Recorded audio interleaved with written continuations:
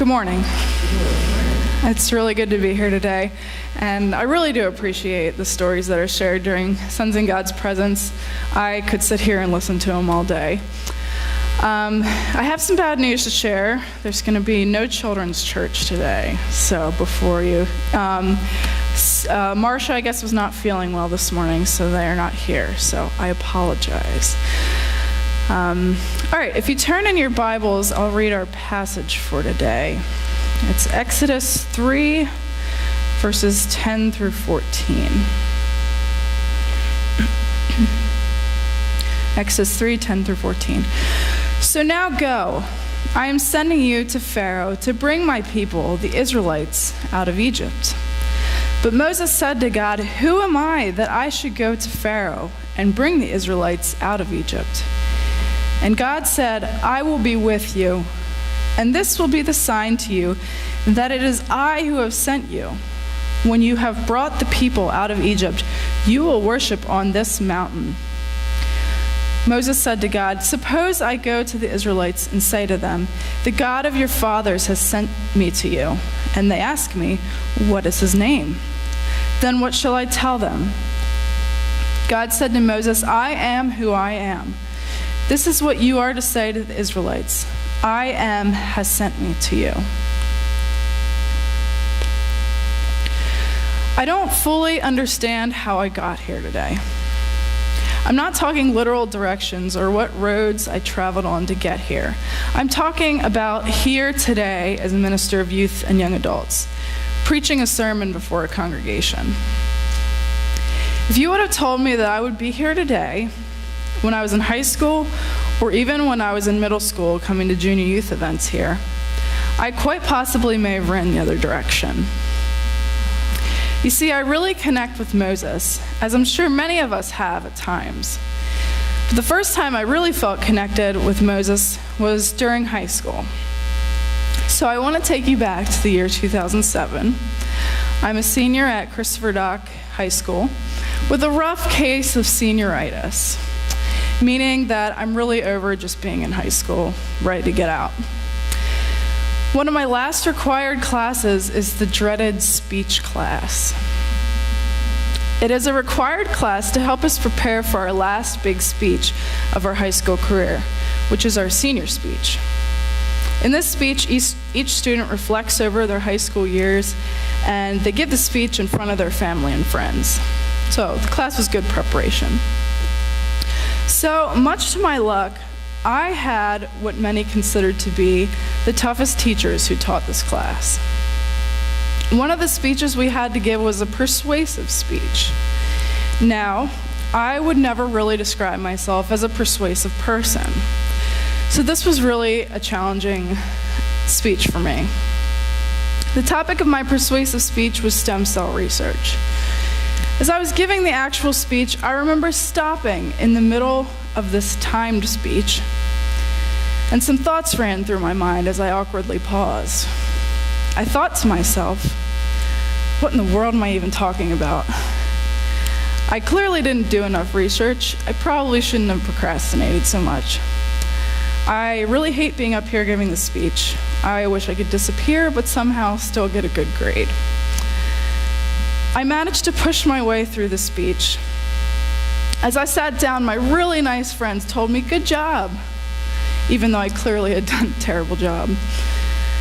As I was sitting there ruminating over my horrible speech on the brink of tears, I thought of Moses at the burning bush.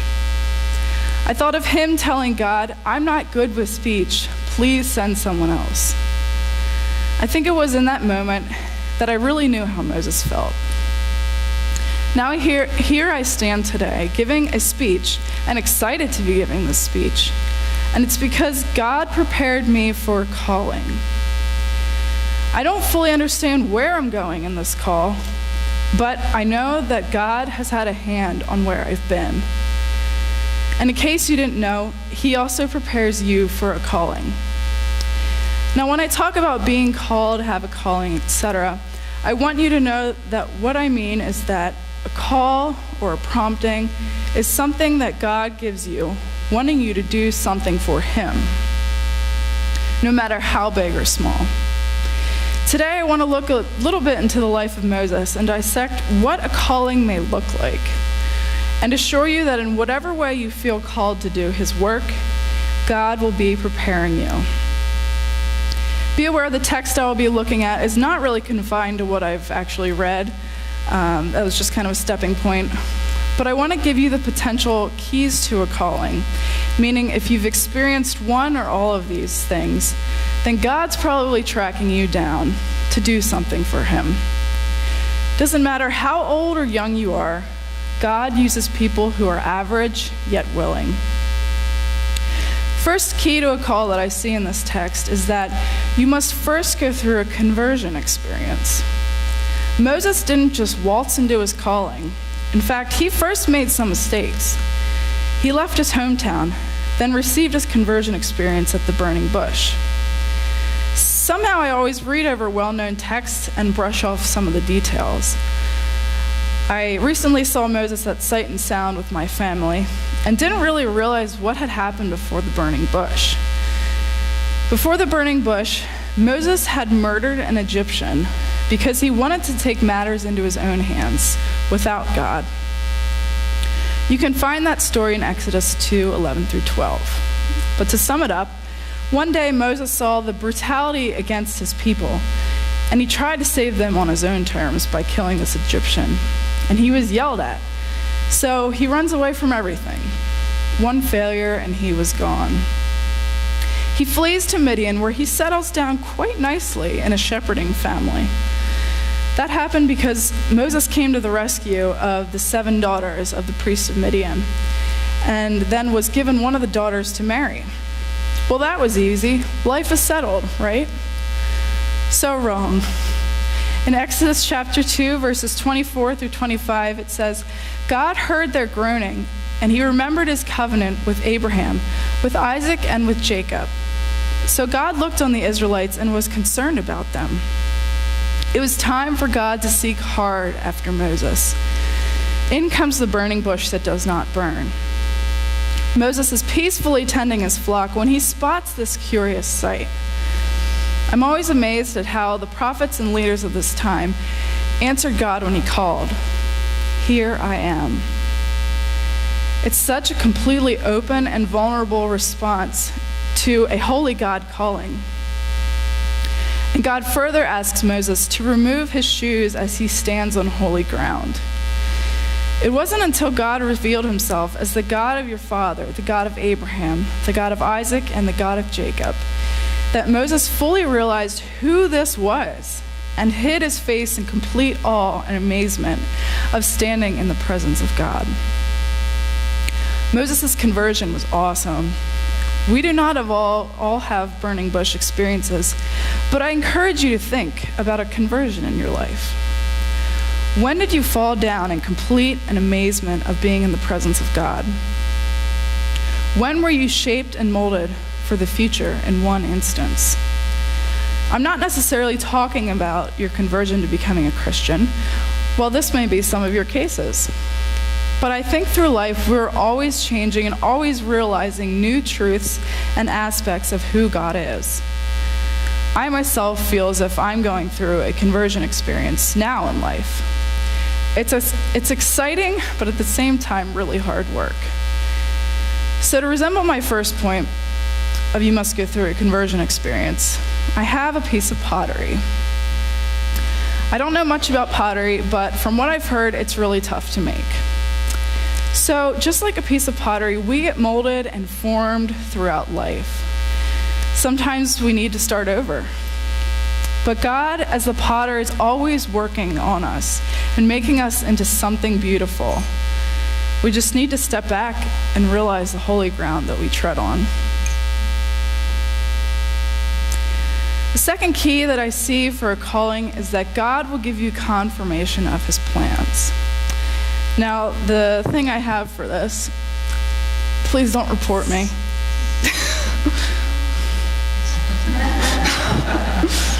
I don't want to get a fine for having this. So, a sign for God's signs in our lives. Maybe it's a sign that says stop, or maybe it's a sign that says go somewhere. But God will give you confirmation of his plans.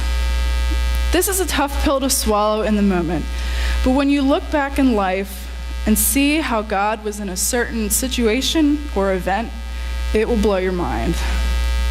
God gave to Moses a really concrete promise in verse 12 that once he leaves Egypt with the Israelites, he's going to worship on that very same mountain.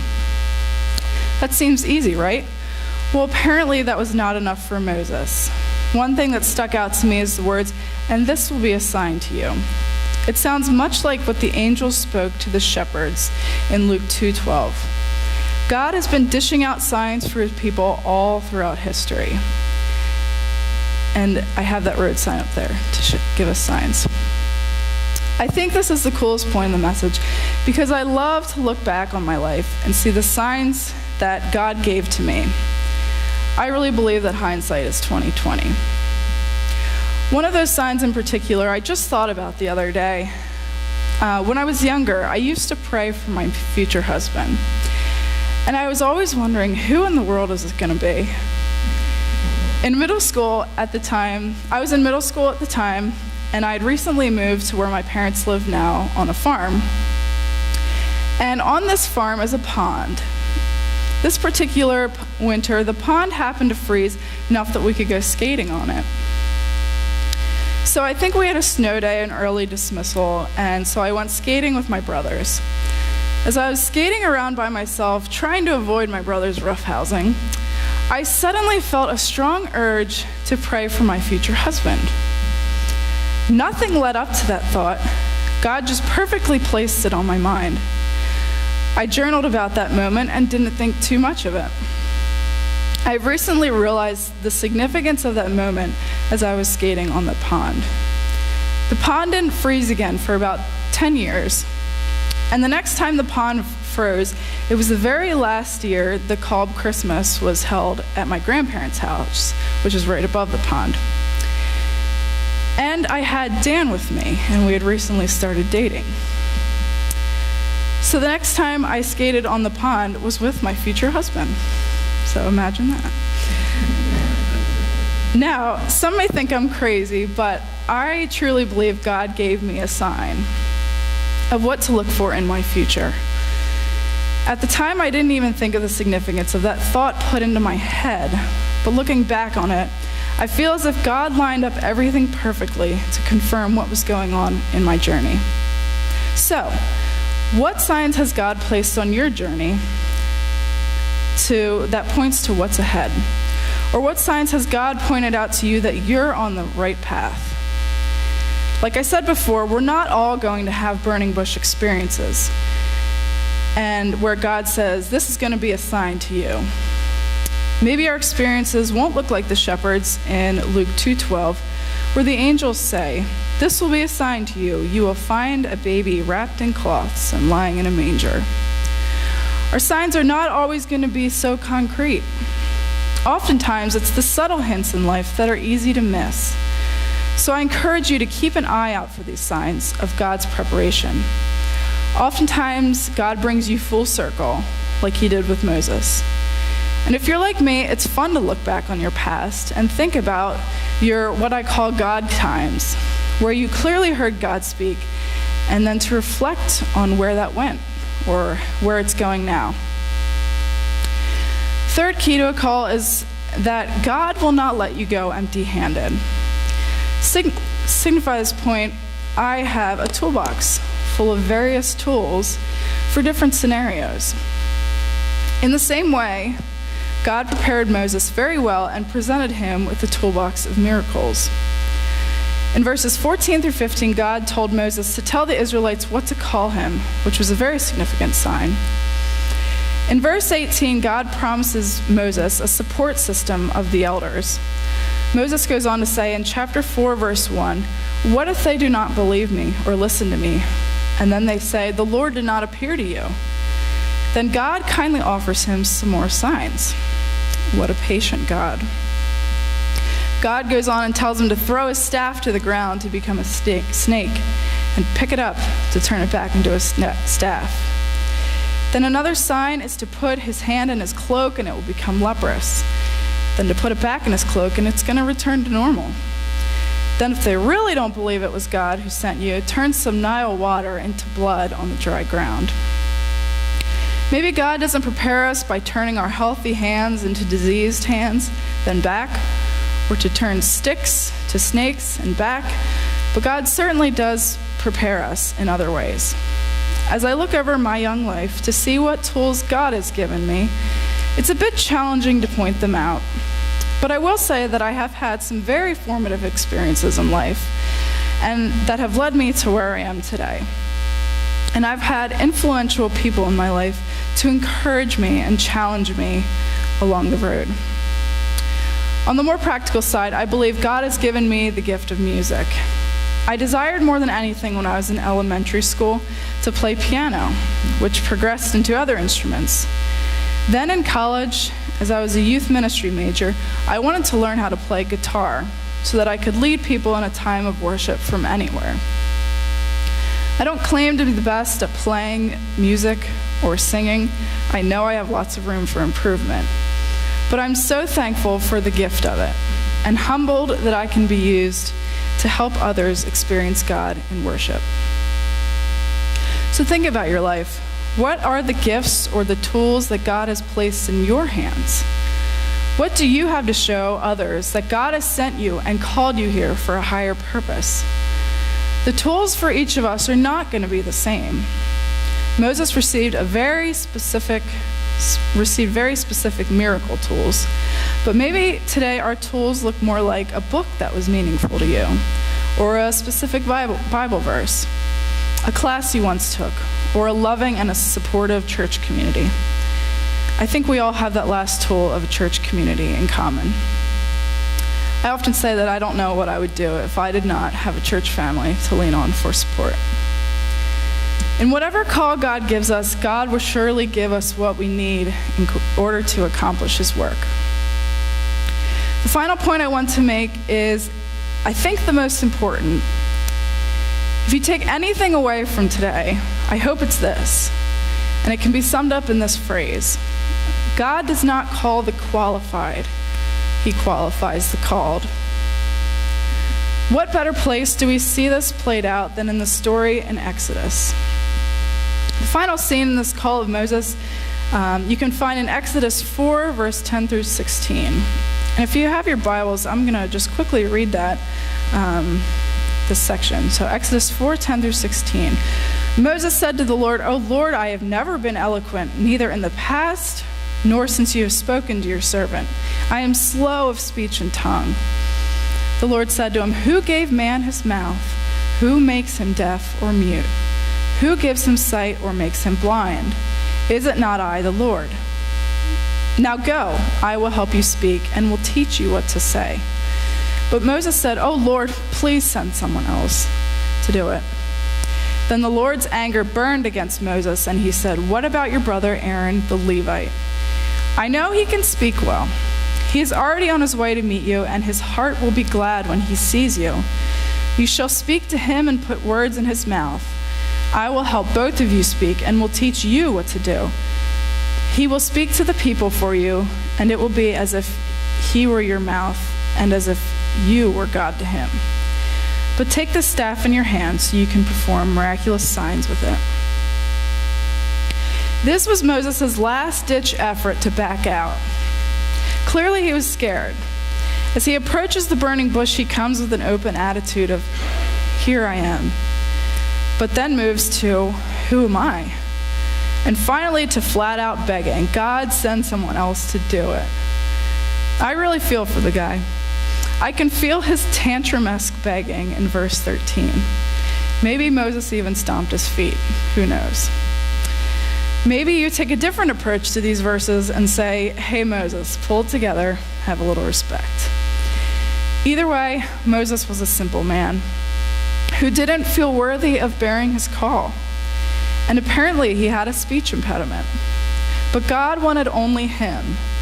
And he did everything in his power to assure and accommodate Moses, so he prompts Aaron to be his orator. As the story of Moses progresses, we see after the Israelites are released, Moses has constant reliance on God. One thing that always sticks out to me of the story of Moses is how blunt Moses can be with God. To me, this also says that Moses has a deep and intimate relationship with God. And he had to always be in relationship with God because God led Moses to do something out of his comfort zone. In fact, this very thing Moses was called to do felt like it was his greatest weakness. So the thing to remember, if and when we are also called to stay in relationship with the one who called us, and to always remember where our strength comes from. As I thought about this phrase, God does not call the qualified, he qualifies the called. My mind wanders to the disciples. These were also very simple men that were called to be Jesus' closest followers, his disciples. I showed a video to the youth the other month, and in it, Rob Bell talks about Jewish education in Jesus' time. Jewish boys would go to school known as Beit Sefer. And by 10 years of age, they would have the Torah, or the first 5 books of the Bible, memorized, completely memorized. Then most of the kids would return home to learn their family trade after that. But the best of the best went on to Beit Talmud, which is further education where they memorize all Hebrew scriptures, which is Genesis to Malachi. Then the most elite would then move on to Beit Midrash, where they were a disciple of a rabbi, and they would work to be like their rabbi. During this time, they would leave their homes and do everything their rabbi did. So the disciples obviously were not in this elite group. They were not even considered the best of the best. In fact, when James and John were called as some of the first disciples, they were in a boat preparing their nets with their father. They were most likely learning their family trade since they were not in a synagogue learning. These were simple fishermen called to learn from their Savior and pass along his good news. So to represent the average disciples learning their family trade, yet chosen by God, I have here a fishing pole. So we're not going to go fishing. Over and over again, we have examples of ordinary people accomplishing extraordinary things for God. And you too can accomplish great things. And it doesn't even matter how old you are. You are never too old or too young. I believe Moses was around the young age of 80 when he received his call. Mary was a mere teenager when she gave birth to Jesus. And no matter where you are in life or what circumstances you are in, it's never too late to answer God when he calls. So I do understand how I got here today, and it was not by my own accord. God has had a call in my life. I'm still fine-tuning that call. I'm sure there are still more battles to come, more arguments with God, and more holy moments of clarity. Had I wanted to do things my way, I probably would have ended up in a way different place. But through God's guidance, through his preparation in my life, and through his training and a willingness to become qualified, as many times I don't feel qualified, I stand here today. I want to end with a story of how I've seen God at work in my life preparing me. My biggest struggle in life is keeping my feelings of inadequacy in check. Sorry. This summer, I was a counselor at camp. I fought this battle so hard. I know I always talk about camp, so I apologize. I just think that God put camp into my life as a part of my calling and as one of my tools in my tool belt. Plus, for me, there was no clearer picture than that summer of this invisible war of good and evil. So that summer, I would compare myself to other counselors and get dragged down in discouragement. There were 2 moments that summer that I felt I was on the brink of spiritual disaster. And it was those 2 moments God knew I really needed people in my life to speak encouragement into my life. So these are 2 separate times. Well, in my head, I'm thinking I'm terrible at this job. 2 different people spoke to me And they came up to me and said, "Hey, Rachel, you're doing a really good job at this. You're doing a really good job as a counselor. God knows what we need when we need it." It's a beautiful thing when we become broken before God and just admit, "Hey, God, I need you." As you may feel called by God in your life to step out of your comfort zone, to step away from your comfortable flock of sheep like Moses did, just remember who is in control.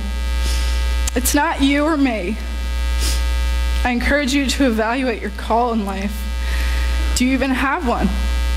Did you feel called to do something and life took over and you decided not to answer it? Or maybe as you live your call, where are you not letting God be in full control? Ouch, that's a tough question to face the answer. Or maybe you don't recognize you have been called. Whatever the case, just remember these 4 things as you evaluate your call. The pottery as the sign of a conversion experience. The stop sign as God will give you confirmation of his plans. So keep your eyes open for the signs. The toolbox that God will not let you go empty-handed. He will provide the tools you need. And the fishing pole, as God does not call the qualified, he qualifies the called.